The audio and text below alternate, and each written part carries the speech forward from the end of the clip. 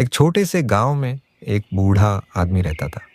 उसका नाम राम था और वह अपनी पत्नी के साथ रहता था। राम की पत्नी का नाम सीता था और वह एक बहुत ही अच्छी और दयालु महिला थी। राम और सीता की शादी को 50 साल हो चुके थे और वे दोनों एक दूसरे से बहुत प्यार करते थे। लेकिन एक दिन सीता की तबीयत खराब हो गई और वह बीमार पड़ गई। राम ने सीता की देखभाल की और उसे अस्पताल में भर्ती कराया।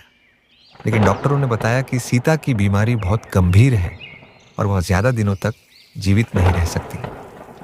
राम को यह बात सुनकर बहुत दुख हुआ और वह सीता के पास बैठकर रोने लगा। सीता ने राम को देखा और उसे अपने पास बुलाया। सीता ने राम से कहा, राम, मैं जानती हूं कि मैं ज्यादा दिनों तक जीवित नहीं रह सकती, लेकिन मैं चाहती हूं कि तुम मुझे खुश रखो। राम ने सीता की बात मानी और उसने सीता को खुश रखने के लिए हर संभव प्रयास किया। राम ने सीता के लिए उसके पसंदीदा खाने बनाए, उसके लिए गाने गाए और उसके साथ बातें की। सीता को राम की देखभाल से बहुत खुशी मिली और वह थोड़े दिनों तक जीवित रही। लेकिन एक दिन सीता की मृत्यु हो गई। राम को यह बात सुनकर बहुत दुख हुआ और वह सीता के पास बैठकर रोने लगा। लेकिन राम ने सीता की याद में एक चीज की।